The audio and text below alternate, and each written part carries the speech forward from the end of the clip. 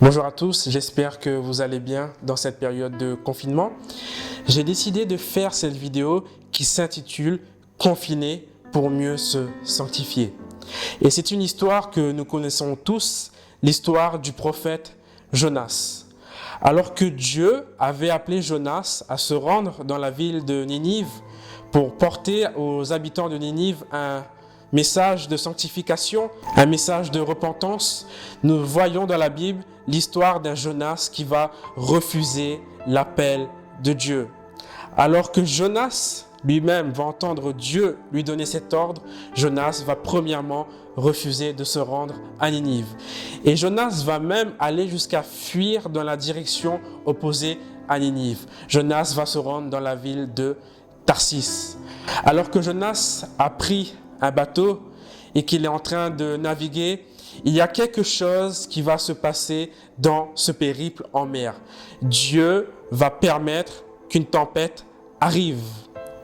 Alors que cette tempête est en train de frapper de plein fouet ce bateau, il y a les mariniers, les personnes à bord qui vont se consulter. Et au premier chapitre de Jonas, au verset 4, il est écrit « Les mariniers eurent peur. Ils implorèrent chacun leur Dieu et ils jetèrent dans la mer les objets qui étaient sur le navire afin de le rendre plus léger. Jonas descendit au fond du navire, se coucha et s'endormit profondément. » Nous avons ici deux camps. Premièrement, d'un côté, nous avons l'équipage de bord. Nous avons des marins qui vont commencer à prier chacun leur Dieu parce qu'ils avaient des dieux différents.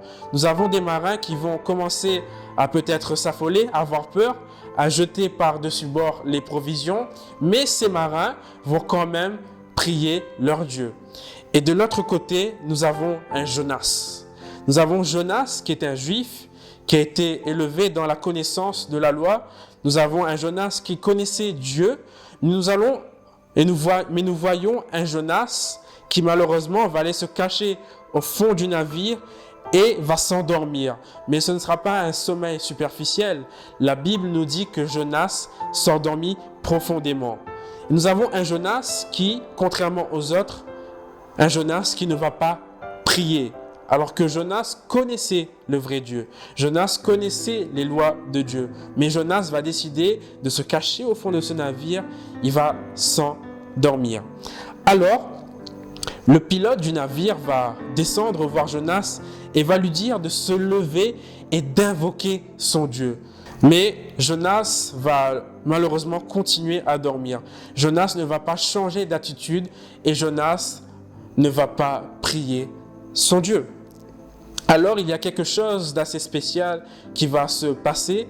L'équipage va tirer au sort le nom d'une personne. Et le sort va tomber sur Jonas. Et Jonas, alors que son nom a été tiré au sort, va révéler à l'équipage pourquoi il est là sur le navire. Alors qu'il voyait la tempête autour de lui, va donner un ordre assez spécial aux personnes qui étaient sur le navire. « Jetez-moi à la mer ». Donc nous voyons un Jonas qui depuis le début de l'histoire est en train de fuir ses responsabilités. Nous voyons un Jonas qui, face à la mission de Dieu, va décider de fuir. Et il y a une histoire qui est assez rigolote, qui est assez spéciale, qui va se passer. Nous connaissons tous cette histoire, l'histoire du poisson. Dieu va envoyer un poisson qui va littéralement engloutir Jonas en entier. Et pendant 3 jours et 3 nuits, Jonas va se trouver dans le ventre du poisson. Mais avant de détailler cette histoire, j'aimerais vous dire ceci. Aujourd'hui, nous pouvons comparer la ville de Ninive au monde autour de nous. Les historiens et la Bible nous disent que Ninive était une ville, était un foyer de crime et de corruption.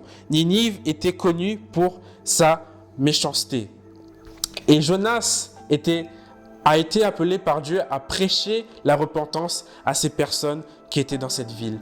Et quelque part, cette ville de Ninive représente et ressemble au monde dans lequel nous vivons aujourd'hui. Nous voyons des personnes autour de nous qui refusent catégoriquement d'entendre parler de Dieu. Nous voyons une société qui a tendance à se dégrader de plus en plus. Mais en tant que chrétiens adventistes, nous sommes appelés à prêcher l'amour et le salut en Jésus-Christ à toutes ces personnes-là. Mais il nous arrive souvent d'avoir peur. Il nous arrive de ne pas nous sentir à la hauteur face à cette mission. Et il nous arrive aussi de vouloir fuir nos responsabilités comme Jonas. Il nous arrive aussi quelquefois de juger les personnes autour de nous comme des personnes qui ne sont pas dignes de recevoir l'amour de Dieu.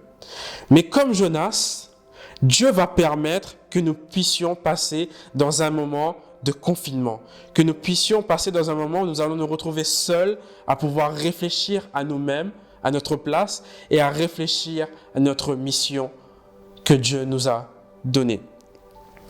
Et c'est pour cela que la méditation d'aujourd'hui s'appelle « Confiné pour se sanctifier ». Pendant 3 jours, Jonas a expérimenté la présence de Dieu. Pendant 3 jours, Jonas a pu se repentir. Et il est dit au chapitre 2, au verset 2, « Jonas, dans le ventre du poisson, pria l'Éternel, son Dieu. » Lorsque la Bible nous parle de prier, il est question ici d'invoquer, d'appeler, de crier. Donc on voit que c'est une manière assez forte. Alors que Jonas est enfermé dans le ventre de ce poisson, Jonas va crier à Dieu. Et Jonas, au fur et à mesure que le chapitre 2 nous expose cette prière, Jonas va passer dans un moment de repentance. Jonas va demander pardon à Dieu de ne pas avoir obéi, pardon d'avoir fui. Et finalement, Jonas va se rendre compte que le salut vient de Dieu, que l'unique moyen d'être sauvé venait de Dieu. Dieu seul est la source du salut. Et Jonas aussi, alors qu'il est dans le ventre de ce poisson, Jonas va se remettre à sa place. Jonas va se rendre compte qu'il n'a pas à juger les personnes de cette ville. Jonas va se rendre compte qu'il n'est pas lui-même la source du salut. Jonas va accepter ses responsabilités vis-à-vis de Dieu. Alors qu'au début de l'histoire, nous avons un Jonas qui refuse sa responsabilité, grâce à ce moment de confinement, grâce à ce moment où il était seul dans le ventre de ce poisson, Jonas va accepter la mission que Dieu a pour lui. Mais il a fallu 3 jours de confinement dans le ventre du poisson. Pendant ces 3 jours, Jonas a appris à reconnaître sa dépendance vis-à-vis de Dieu. Pendant ces 3 jours, Jonas a appris l'abandon de soi.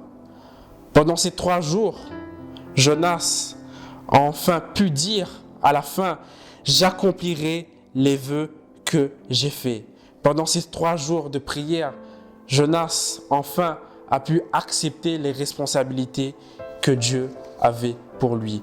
Et nous voyons dans la suite de l'histoire au chapitre 3, lorsque pour la 2e fois, Dieu va donner l'ordre à Jonas, nous allons voir un Jonas qui va s'empresser d'exécuter la volonté de Dieu. Nous aussi, nous avons besoin d'atteindre ce genre d'obéissance.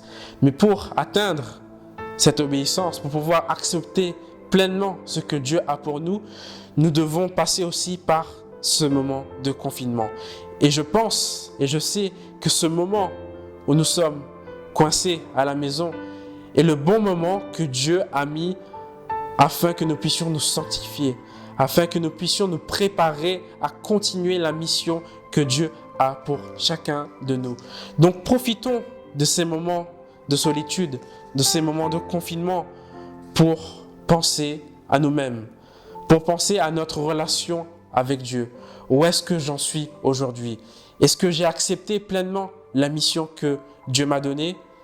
Est-ce que j'ai peur? Est-ce que j'ai envie de fuir? Posons-nous les bonnes questions. Et prenons le temps de prier. Prenons le temps de prier afin que Dieu puisse travailler en nous, afin que nous puissions demander pardon à Dieu pour toutes ces fois où nous avons refusé son appel.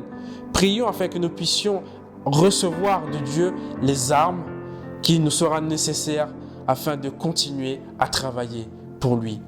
Et j'espère que mes paroles pourront toucher vos cœurs afin qu'aujourd'hui nous puissions prendre la décision de prier, prendre la décision de passer des moments intimes avec Dieu, afin qu'à la fin de cette pandémie, nous puissions dire comme Jonas, aujourd'hui, je décide d'accomplir les vœux que j'ai faits. Que le Seigneur nous bénisse. Amen.